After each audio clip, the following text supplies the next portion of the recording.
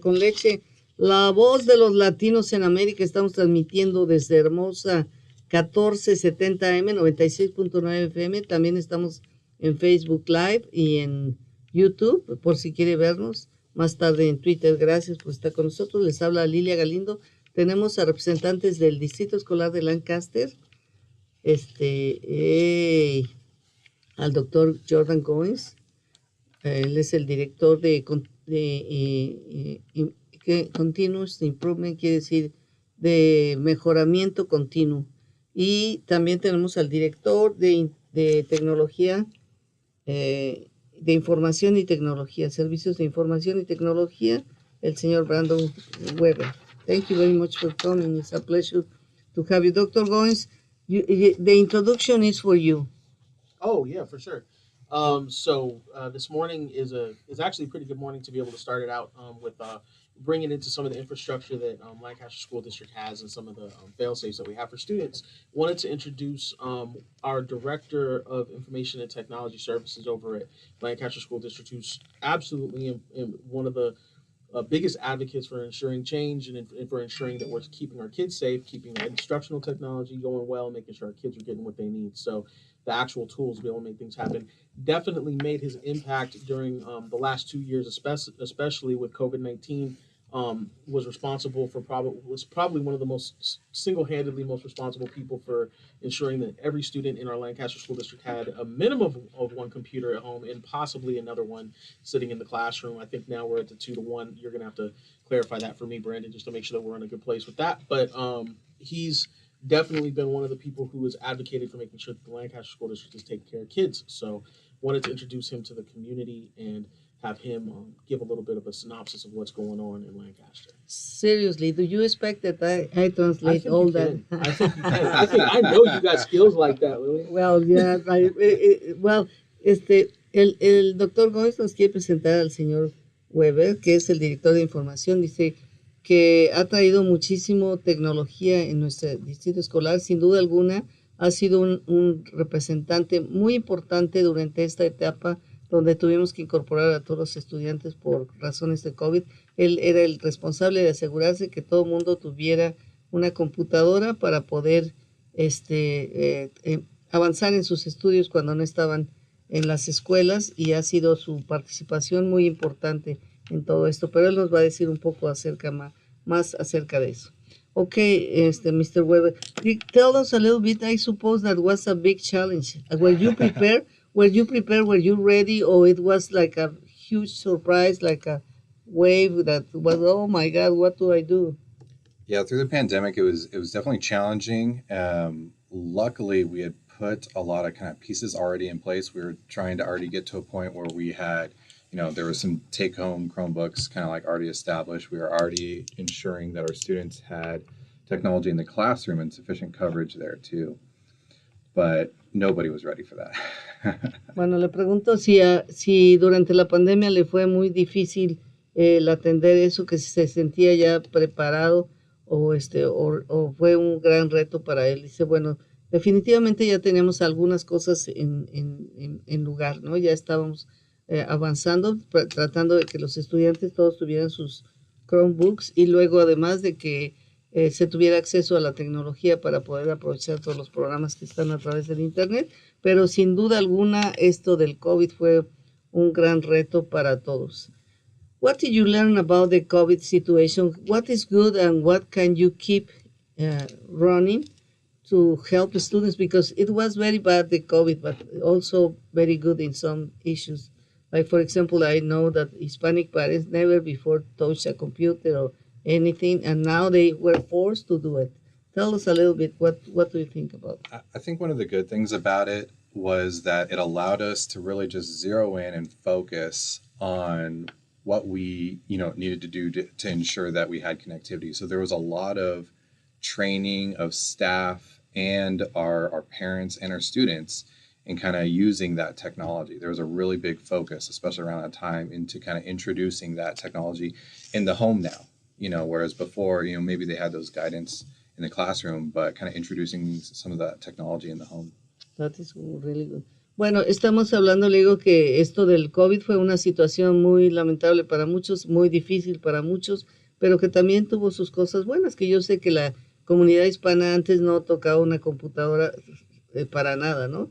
Y ahora se vieron forzados. Dice, sí, definitivamente nos enfocamos a que todos los estudiantes tuvieran los elementos para trabajar con la tecnología necesaria, pero dice, no solamente ahora en el salón de clases, lo cual ya habíamos avanzado un poquito, sino ahora en implementarlo en las casas de los estudiantes. Entonces eso fue un gran reto.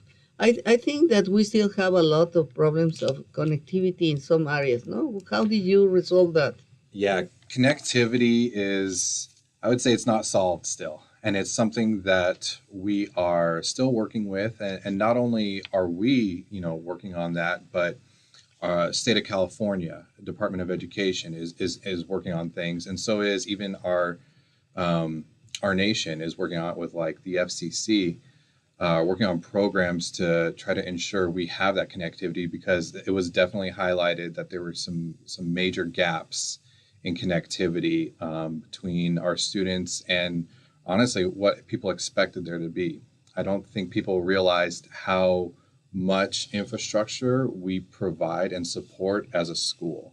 And I think that the differences was highlighted throughout the pandemic on what was available to the community and what was available in the school itself.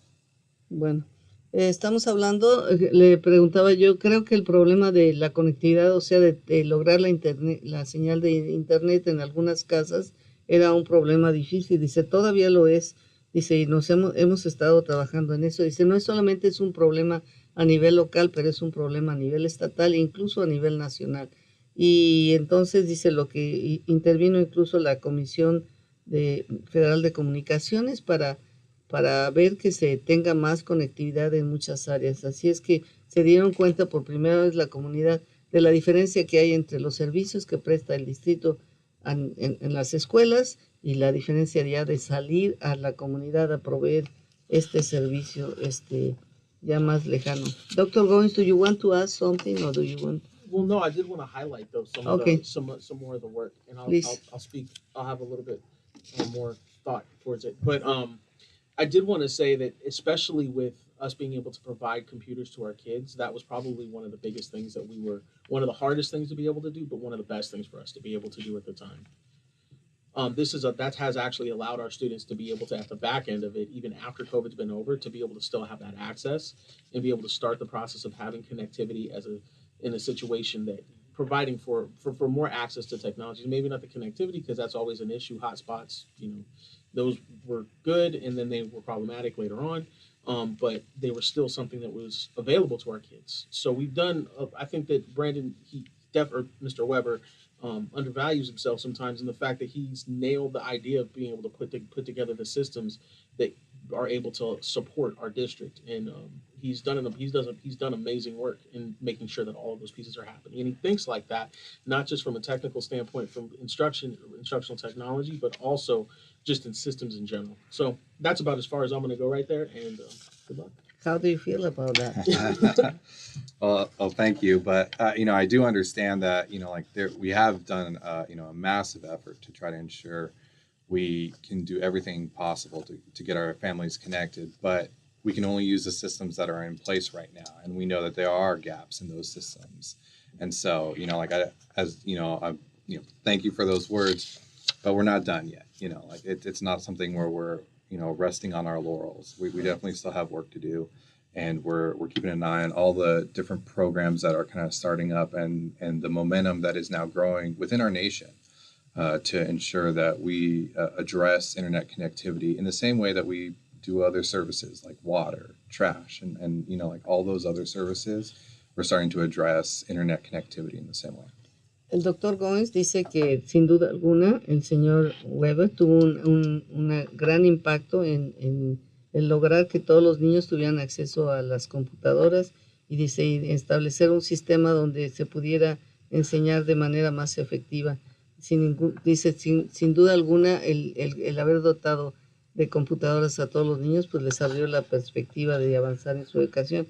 Dice, sin embargo, aunque teníamos lo que se llama hotspots, para darles internet algunas veces fallaban y entonces todavía se tiene que resolver, y el señor Weber, y habló muy bien del señor Weber, dice que sin duda alguna él ha sido definitivo en el avance de todo el sistema para ayudar a los estudiantes en el distrito escolar de Lancaster, y él dice que bueno, pues ha sido una gran dificultad y continúa, dice, avanzamos mucho, pero todavía nos falta resolver la cuestión de la conectividad, y esta es una situación a nivel nacional, no solamente a nivel local.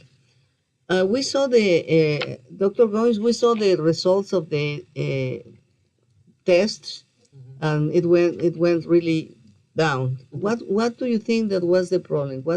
Because I thought that learning through computer was going to be very effective, but it appears that it wasn't. What do you think that was the problem? Have you talked about those issues? I'm so happy you brought that up. We actually, because in fact, I'm going to actually bring this now that we have this to where the test results have been public. We can say we're having some deep conversations about that. So we've been analyzing our test results. We get those test results quite a bit of time before the public does, and we've been looking at them and been talking about them for quite a bit of time. And one of the things that we've realized is that I don't think that anybody questioned it, but this is one of the things that confirmed it. Teaching matters. So teachers matter, and teaching matters. And we need our kids do better when our kids aren't in front of people, and when our kids have the ability to be around other kids and grow from a social emotional angle, behaviorally, and being just able to have conversations and being able to be in a class with peers, along with educators who are passionate and caring and want to see the best for them. They're going to do better. We came off of 2 years at that particular point. We had come off of 2 years of isolation, where we had third graders taking an assessment when they hadn't been in a class. Some of them had never been in a classroom because they left when they were in first grade, and kindergarten is not a mandatory grade. So because of that, you had students who had never stepped foot in a classroom having to take an assessment that is probably, for the nation, out of the nation, California, obviously leave it to California to make it the hardest that it can possibly be. Mm-hmm. We provided one of the hardest assessments. We provide one of the hardest assessments to our students, and our students performed at that particular point had to perform, and I think that was a challenge. So I think the biggest thing is teaching matters. Bueno, le estoy hablando acabamos de ver los resultados a nivel nacional de los estudiantes y a nivel local también, obviamente. Dice que ellos recibieron los resultados anteriormente y han estado analizando y se dan cuenta que la enseñanza tiene que ser a través de los maestros y los alumnos. Dice, en ese contacto directo que tienen, porque también aprenden de los otros niños, desarrollan habilidades que no tuvieron. Dice, por primera vez vimos estudiantes haciendo un examen para comprobar lo que habían aprendido cuando nunca habían pisado la escuela. Entonces, eso obviamente afectó muchísimo los indicadores y creemos que los niños requieren de ese apoyo social y emocional que se recibe en la clase y de la interrelación con los maestros. Dice eso demuestra que los maestros y el conjunto de la enseñanza, dice los teachers and teaching, pero no puedo traducirlo, los maestros y la enseñanza es lo importante. We're going to take a break and we will be back.